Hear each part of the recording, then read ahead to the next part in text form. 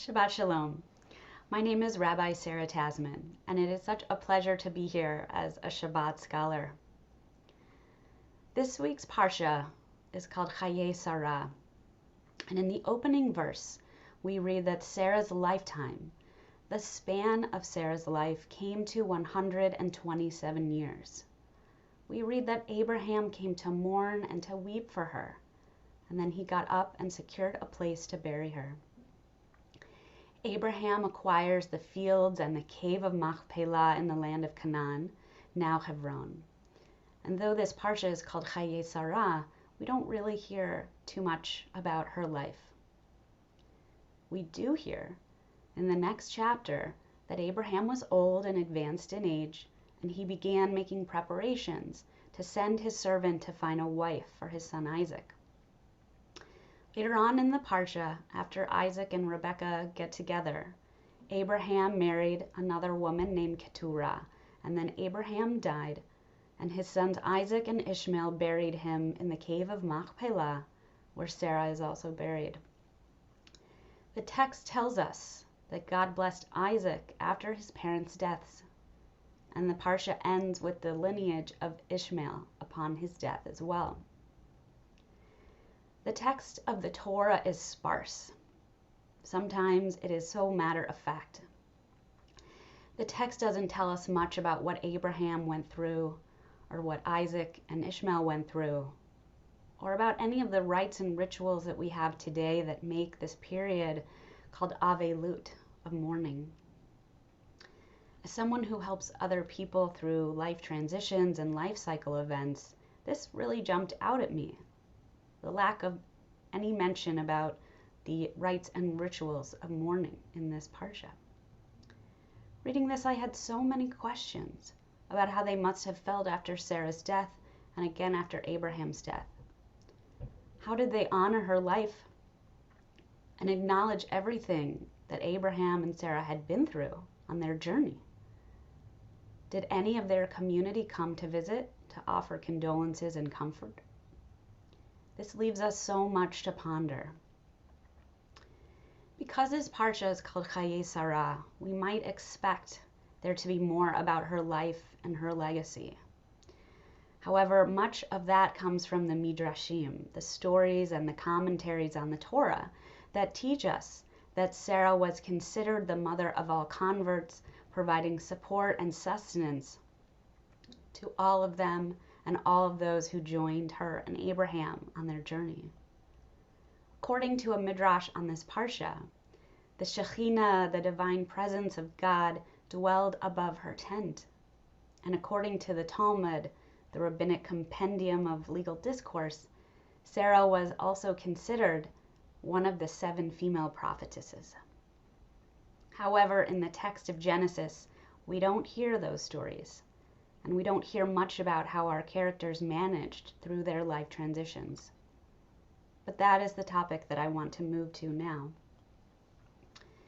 I have always been someone keenly aware of transitions and someone who loves rituals, especially water rituals like tashlich, throwing bread into water at Rosh Hashanah, letting go of the past year, hand washing, and immersion in water. Shortly after arriving in Israel in the summer of 2006 to start rabbinical school, we began our Ulpan, our intensive Hebrew immersion program, and I was tasked with giving a speech fully in Hebrew on any topic of my choosing.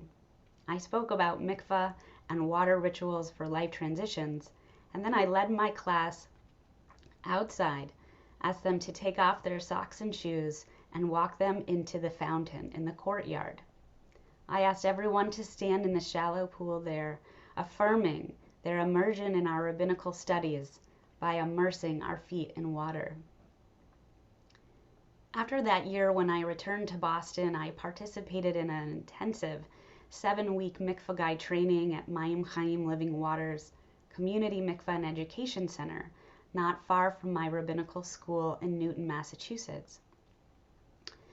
Mayim Chaim has been the flagship mikvah of the modern mikvah movement, which is an effort to make mikvah education and the ritual of immersion in water accessible to all Jews and Jews by choice of all denominations and all genders, and to reclaim the use of mikvah for life transitions of all kinds.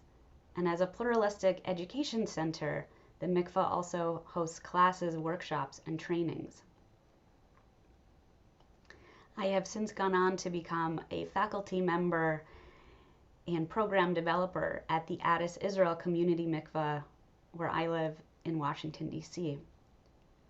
During my mikvah guide training during rabbinical school, we combined our learning to include the traditional and modern uses of ritual immersion, to teach about mikvah and pastoral care and sensitivity training, depending on the reason why somebody might be coming to immerse, and how to assist others in creating rituals for whatever they were going through. We learned all about what makes a kosher mikvah and that a lake or ocean can also be a mikvah. I learned not only about the biblical uses of mikvah as outlined in the Torah before offering a sacrifice and after any bodily emission, and by extension, the use of water during major moments of transition in the Torah, how the Israelites marched through the Red Sea to be born anew after being redeemed from Egypt, and how they were commanded to wash themselves in water before receiving the Torah. We also learned rabbinic sources on the role of mikvah as the culmination of the conversion process before marriage and at the end of one's monthly cycle, and other traditional uses of mikvah before Rosh Hashanah and Yom Kippur, immersing before the New Year, or before Shabbat, or even before a sofer, a Jewish scribe, writes the name of God, or for a pregnant person to immerse in their 9th month of pregnancy. We learned all about all the different uses of hand washing on Shabbat and on Passover, or after leaving a cemetery and before entering a house of mourning, and about the ritual of tahara, ritually washing a body before burial. We also learned about the myriad of ways people are using mikvah now for all kinds of life transitions, joyous occasions and milestones, as well as after a period of mourning, or for healing, or for strength during a challenging time. We also created a new paradigm for how we talk and teach about mikvah. While still talking and teaching about mikvah with sensitivity and respect, but demystifying it and removing the baggage and the secrecy that had become associated with mikvah for many people.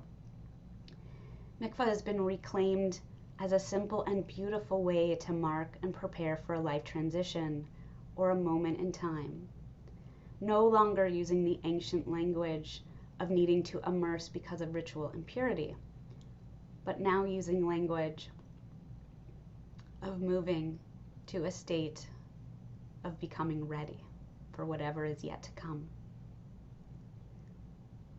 Maim Chaim also created 7 steps or kavanot or intentions for preparing to immerse, and over 30 ceremonies for hand washing and immersion, for everything from marriage to b'nai mitzvah, to conversion, to fertility journeys, after an accident or recovery, for birthdays and gratitude and more. For those who come to the mikvah, they may have another reason, and they may choose to create a ceremony of their own, with readings and prayers and songs. And at the Adath Israel Community Mikvah here in Washington, D.C., I helped create a special worksheet and workshop for people to create their own ritual.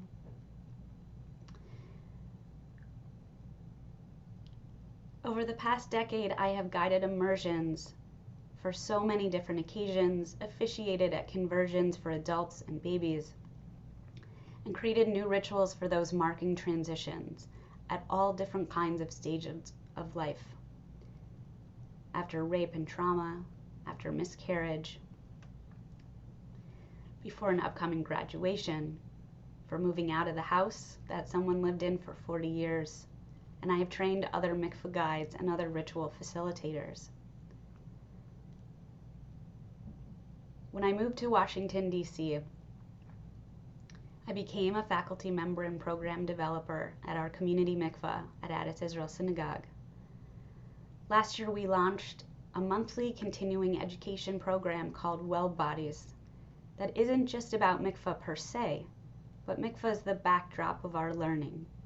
And it is incredible to even conceive of the mikveh as an educational organization that is holding space for this kind of Jewish learning and innovation. Last year, my friend and colleague Naomi Malka, who is the Adath Israel Community Mikveh Director, and I led a retreat on creating rituals for marking life transitions, where participants had a chance to create their own rituals for transitions that they were going through. Well, I wish I could create a day-long retreat for you in the span of a sermon. We will just get a taste now of what we did. So I want to invite you to take a moment now and think about the major life transition rituals that we have in Judaism. We have birth rituals, coming of age rituals and b'nai mitzvah, partnership and marriage rituals, rituals of divorce, and death and mourning rituals. Now take a moment to think about all of the other transitions that we go through in the span of one's lifetime. Think about the transitions that you may be going through now, or that your parents may be going through, or that your child or neighbor might be going through. Think about what some of those transitions are.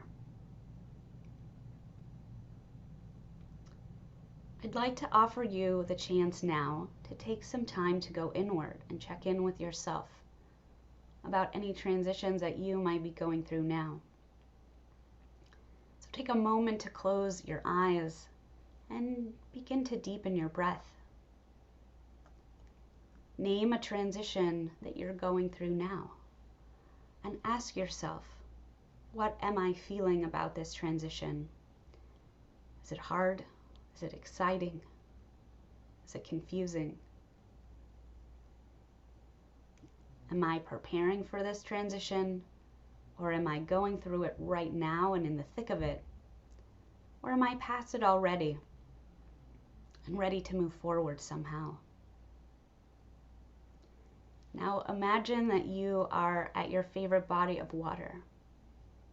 Maybe it's a lake or a stream or an ocean, or maybe it's at the kitchen sink, or you are standing at the edge of a mikveh.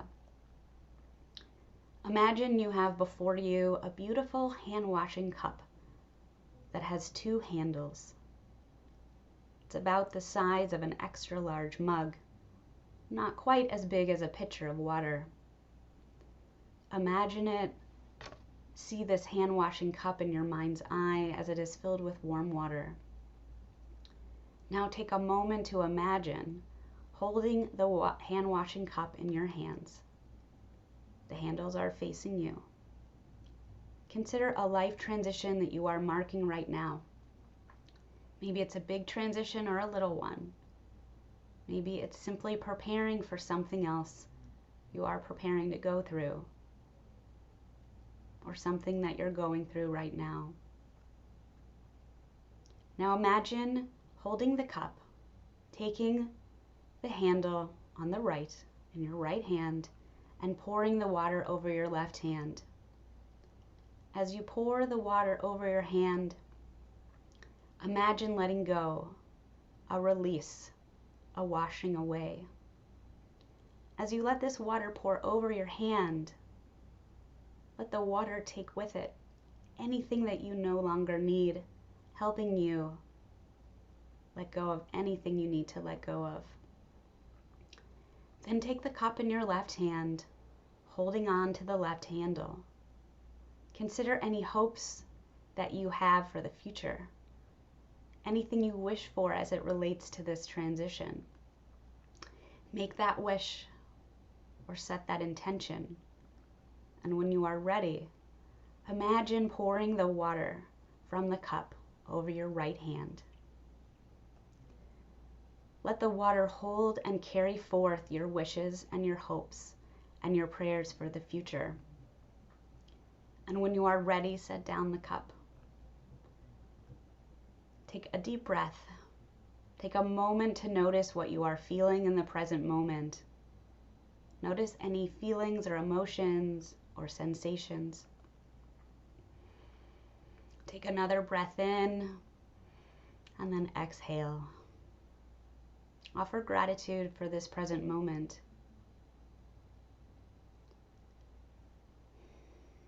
When you are ready, gently come back into this space and open your eyes. Reading this week's Parsha of Chayyai Sarah just before Thanksgiving, I can't help but think of my family, my grandparents, and especially my great grandmother and my great aunt, who were the matriarchs of our family for so long, but who are no longer with us at the table. And even though it's been years now without them, every year at this time I notice their absence, but I can still feel their presence. Marking the transitions we go through isn't always easy. It means finding the time and the space to let ourselves feel what we're going through and to find a way to honor and make meaning of our experiences.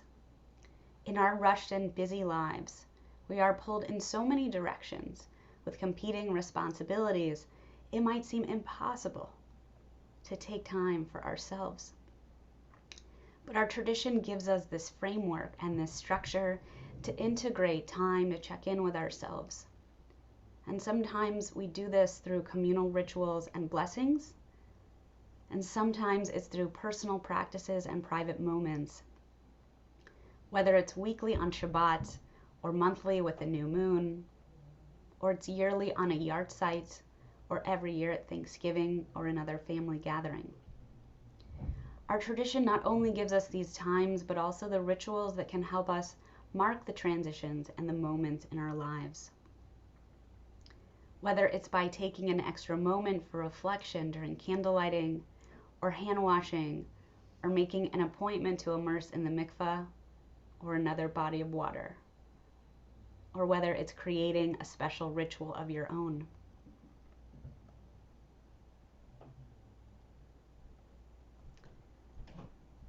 I'm also sending around a handout for some questions for reflection as you might consider doing a ritual of your own.